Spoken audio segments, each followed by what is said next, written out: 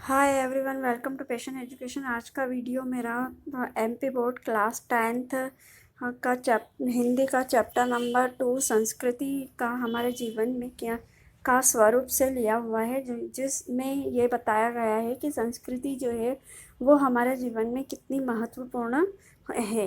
तो संस्कृति का अर्थ यहाँ पर ये होता है कि संस्कृति अगर हमारे जीवन में होगी, मतलब संस्कृति का अर्थ ये है कि धर्म का पालन करना, नियमों का पालन करना, और अलग अलग धर्म के लोग जो है वो हमारे देश में रहते हैं। तो सभी धर्म के लोग जो है एक साथ मिलकर रहते हैं सभी के, लेकिन धर्म जो है वो अलग अलग होते हैं। तो इन सभी चीज़ों का हमारे जीवन में होने से संस्कृति कहलाता है। तो संस्कृति जो है वो अगर हमारे जीवन में होगी तो हमारा जीवन जो है वो बहुत ही मूल्यवान होगा। तो ये जो पाठ है, ये पाठ वासुदेव शरण अग्रवाल जी इस पाठ के लेखक हैं, जिन्होंने इस संस्कृति के स्वरूप का वर्णन किया है। तो मैं यहाँ पर संदर्भ एवं प्रसंग की व्याख्या सहित आपको यहाँ पे बता रही हूँ कि यहाँ पे आपको एक पैराग्राफ दिया हुआ है, इसकी संदर्भ और प्रसंग सहित इसकी व्याख्या करनी है। तो अब हम ये पैराग्राफ रीड करेंगे। पहले तो कि संस्कृति की प्रवृत्ति माँ फल देने वाली होती है। सांस्कृतिक कार्य के छोटे से बीज को बहुत फल देने वाला बड़ा वृक्ष बन जाता है। सांस्कृतिक कार्य कल्प वृक्ष की तरह फलदायी होते हैं। अपने ही जीवन की उन्नति, विकास और आनंद के लिए हमें अपनी संस्कृति की सुधि लेनी चाहिए। आर्थिक कार्यक्रम जितने आवश्यक हैं उनमें कम महत्व संस्कृति संबंधी कार्यों का नहीं है। दोनों एक ही रथ के दो पहिए हैं, एक दूसरे के पूरक हैं। एक के बिना दूसरे की कुशल नहीं रहती। जो उन्नत देश है वह दोनों कार्यों को एक साथ संभालते हैं। वस्तुतः उन्नत करने का मार्ग यही है। मन को भुलाकर केवल शरीर की रक्षा करना ही पर्याप्त नहीं होता है। तो अब मैं यहाँ पर इसकी जो है व्याख्या कर रही हूँ। सबसे पहले तो यहाँ पे इसके शब्दार्थ भी दिए हुए हैं कि प्रवृत्ति मतलब क्या होता है कि हमारा मन जो है किसी भी एक यानी बात की तरफ अगर झुक जाता है, कोई एक किसी बात जिसमें उसमें ही मन लग जाता है, तो उसको हम प्रवृत्ति कहते हैं। कल्पवृक्ष इच्छा पूरी करना, मतलब वृक्ष को कल्पवृक्ष कहा गया है। सुधि मतलब यानी कि खबर लेना होता है। उन्नत मतलब श्रेष्ठ और संपन्न कहलाता है। वस्तुतः वास्तव में पर्याप्त, काफ़ी। तो इसके शब्दार्थ भी आपको इस पाठ से रिलेटेड है, जो कि शब्दार्थ में मैं आपको साथ साथ में एक्सप्लेन करती जा रही हूँ। तो अब हम यहाँ पे इसका संदर्भ देखेंगे। संदर्भ में आपको सबसे पहले तो ये लिखना है कि ये जो पैराग्राफ है, गद्यांश है, वो किस पाठ से लिया गया है। तो हम यहाँ पे फर्स्ट लाइन में लिखेंगे, प्रस्तुत गद्यांश हमारी पाठ्य पुस्तक हिंदी सामान्य में संकलित निबंधकार डॉक्टर वासुदेव शरण अग्रवाल द्वारा लिखित निबंध संस्कृति का स्वरूप से लिया गया है। अब इसका प्रसंग बताना है। प्रसंग में हम ये लिखना है आपको कि इस पैराग्राफ में, मतलब इस पैराग्राफ से रिलेटेड आपको कौन सी बात इसमें कही गई है, वो हमारा विषय कहलाता है प्रसंग। तो प्रस्तुत गद्यांश में निबंधकार ने संस्कृति की प्रवृत्ति के बारे में प्रकाश डाला है या इसका वर्णन किया है। आप इस तरह से भी उसको आंसर में लिख सकते हैं। तो व्याख्या है इसकी व्याख्या मतलब इसका अर्थ जो है इस पैराग्राफ का, तो संस्कृति का किसी खास विषय की ओर झुकाव निश्चय ही सुखद कहलाता है। पुष्यदायक फल को प्रदान करने वाली होती है। इस आधार पर हम ये कह सकते हैं कि संस्कृति के द्वारा जो भी काम, चाहे वह कितने भी छोटे क्यों न हो, वे सभी जो है सभी उस बीज की तरह होते हैं जिससे कुछ समय बाद कोई बड़ा और शक्तिशाली पेड़ देखते देखते तैयार हो जाता है। तो इसका मतलब जो है कि संस्कृति जो है वो हमारे जीवन का सुखद और फलदायक पुष्पदायक पुष्प प्रदान करने वाला फल होता है। ये एक वृक्ष के समान कहलाता है, जो कि जिस तरह से हम वृक्ष को पानी देते हैं वो बड़ा होता जाता है, पेड़ बनता जाता है। तो ये संस्कृति भी है, जो संस्कृति जो है वो हमारे जीवन में उसी तरह काम करती है। इसलिए हमें अपने जीवन के विकास, सुख, आनंद आदि की प्राप्ति के लिए अपनी अपनी संस्कृति को याद करके उसे अपनाना चाहिए। यहाँ यह ध्यान देना आवश्यक है कि जिस प्रकार आर्थिक कार्यक्रम और हमारे जीवन के विकास में सुख और आनंद की प्राप्ति के लिए ज़रूरी होते हैं, उतने ही संस्कृति से संबंधित कार्यक्रम भी ज़रूरी होते हैं। दूसरे शब्दों में यह क्या कहा जा सकता है कि आर्थिक और सांस्कृतिक कार्यक्रम दोनों ही एक ही रथ के या एक ही गाड़ी के दो पहिए हैं, जो कि जिनका दोनों का होना हमारे जीवन में बहुत ही आवश्यक होता है। अर्थात एक के बिना अगर गाड़ी का एक पहिया खराब हो जाएगा तो गाड़ी रुक जाएगी। उसी तरह से गाड़ी के दोनों पहिए हमारे जीवन में प्रभावशाली होते हैं। सचमुच में जीवन में सुख, शांति, चैन, आनंद और विकास करने का यही तरीका है, यही एक रास्ता है। यह ध्यान रहे कि अगर हम मन को भुलाकर केवल शारीरिक रक्षा करते हैं तो इससे हमें जीवन के सुख, आनंद की प्राप्ति नहीं हो सकती। तो इसमें आपको जो है ये पैराग्राफ जो है आपको बिल्कुल अच्छे से समझ में आ गया होगा कि संस्कृति के बारे में यहाँ पे वर्णन किया गया है, और इसमें ये बताया गया है कि संस्कृति जो है हमारे जीवन में ये एक ही गाड़ी के दो पहियों की विशेषता दी गई है। और संस्कृति जिस तरह से अगर गाड़ी का एक पहिया खराब हो जाता है तो गाड़ी जो है रुक जाती है, गाड़ी नहीं चल पाती है। तो उसी तरह से जो है हमारे जीवन में संस्कृति के बिना जीवन का विकास नहीं हो सकता।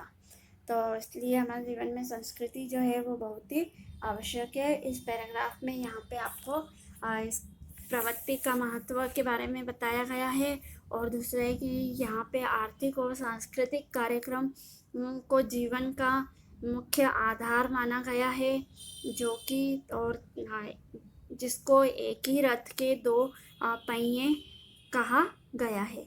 तो ये आपको पैराग्राफ जो है बिल्कुल अच्छे से समझ में आ गया होगा। अब मैं क्वेश्चन नंबर 2 सेकंड पैराग्राफ जो सेकंड गद्यांश को व्याख्या सहित, संदर्भ एवं प्रसंग सहित प्रस्तुत करूँगी। सेकंड नंबर का गद्यांश प्रस्तुत करने से पहले मैं आपको यहाँ पर इस गद्यांश से रिलेटेड जो इसके छोटे छोटे क्वेश्चंस बन सकते हैं वो भी मैं यहाँ पे आपको उसके उत्तर यहाँ पे एक्सप्लेन प्रस्तुत करने जा रही हूँ। तो आप वो भी आप नोट कर लीजिए कॉपी में, क्योंकि एग्ज़ाम में इससे रिलेटेड क्वेश्चन आंसर्स भी पूछे जाते हैं। तो सबसे पहला क्वेश्चन इसमें ये बन सकता है कि संस्कृति से लेखक का क्या आशय है। तो हम यहाँ पे लिखेंगे कि संस्कृति से लेखक का आशय जो है वो जीवन ढंग है, मतलब हमारे जीवन में जीने का जो ढंग होता है वो संस्कृति से ही आता है। तो अब इसका क्वेश्चन नंबर 2 है, व्यक्ति का जीवन कब ढलने लगता है। तो व्यक्ति का जीवन जो है कब ढलने लगता है, जब वो व्यक्ति का जीवन तब ढलने लगता है जब वह एक ही पड़ाव पर उसका जीवन जो है टिका रहता है। तो पड़ाव से मतलब यहाँ पे इसका अर्थ है कि जब वो उसकी एक ही स्टेज पे जाकर उसका जीवन जो है रुक जाता है। मतलब इसका अगर एग्जांपल अगर मैं आपको दूँ तो इसको उदाहरण से अगर मैं बताऊँ, आपको उदाहरण देकर बताऊँ तो मानव जीवन में जब एक मानव की एक उम्र ऐसी आती है जब वो उसका जो बुढ़ापा आता है तो वो उसके जीवन का जो ढंग होता है वो उसी पर ही टिक जाता है, बेटे पर आश्रित हो जाता है। तो उसको हम पड़ाव कहते हैं, मतलब उसकी वो स्टेज मानव का बुढ़ापा आना, बुढ़ापे की स्टेज को पड़ाव में भी कहा जा सकता है। तो आप क्वेश्चन नंबर 3, हमें दुराग्रह क्यों छोड़ देना चाहिए। तो यहाँ पे इसका जो आंसर है, हमें दुराग्रह इसलिए छोड़ देना चाहिए कि हमारे मन के समान दूसरों का भी मत हो सकता है। दुराग्रह मतलब होता है कि हमें यानी कि दूसरों के बुरे विचारों को मन से निकाल देना चाहिए, क्योंकि अगर हम अपने विचारों को पवित्र नहीं करेंगे, शुद्ध नहीं करेंगे, तो इससे जो है दूसरों का हित नहीं हो सकता है, मत नहीं हो सकता है। तो इसलिए दुराग्रह छोड़ देना चाहिए, ताकि वो दूसरों का भी मत हो सके। तो अब मैं इसके बाद यहाँ पे आपको सेकंड पैराग्राफ यहाँ पे प्रस्तुत करूँगी।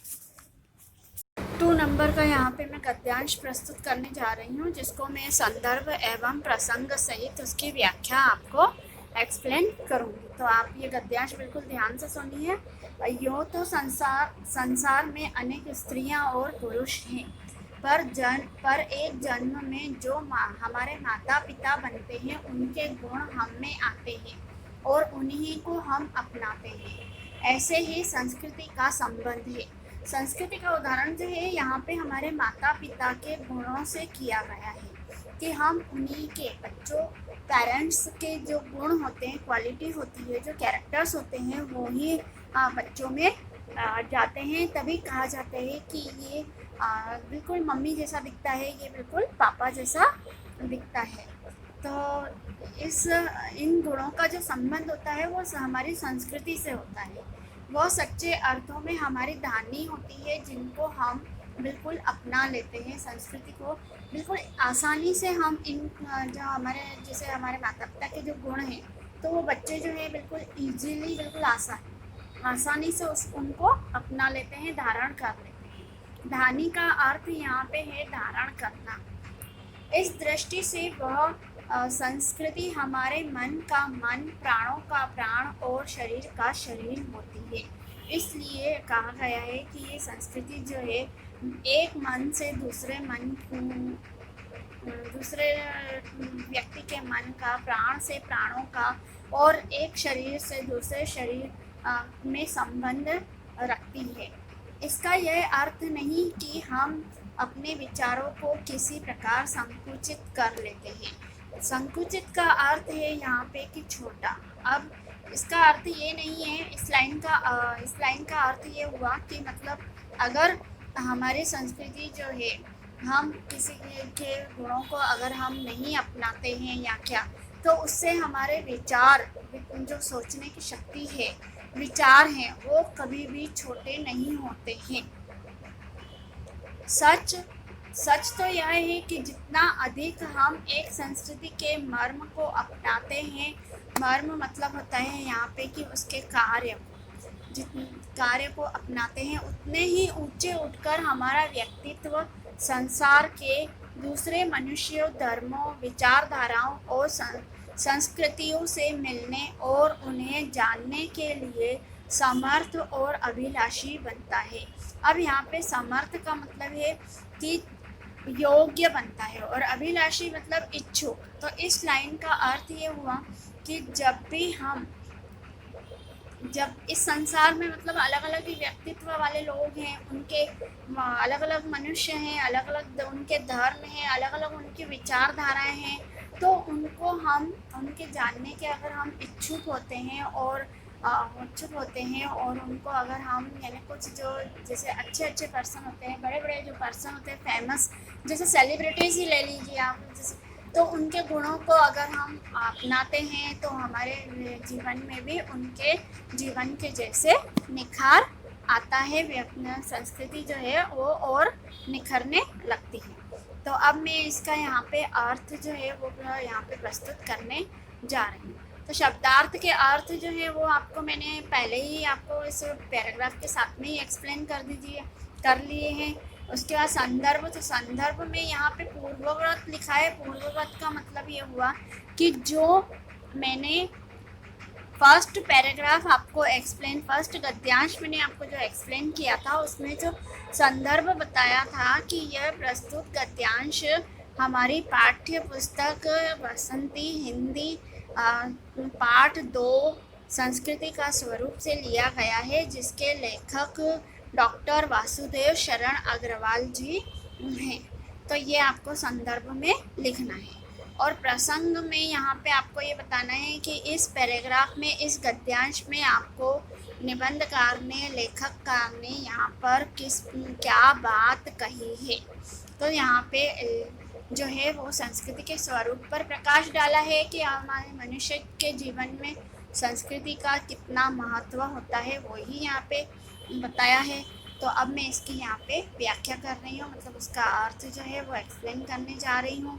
तो अब इसका अर्थ हम यहाँ पे देखेंगे कि हम यह अच्छी तरह जानते हैं कि संसार में अनेक प्रकार के नर नारी हैं। तो संसार के नर नारी मतलब मनुष्य हैं, स्त्री और पुरुष हैं, जो कि आपको गद्यांश की फर्स्ट लाइन में लिखा ही हुआ है। अलग अलग टाइप के, अलग अलग तरह के होते हैं। उनके गुण धर्म भी, जितने नर नारी होंगे उतने ही उनके गुण और धर्म भी अलग अलग होंगे।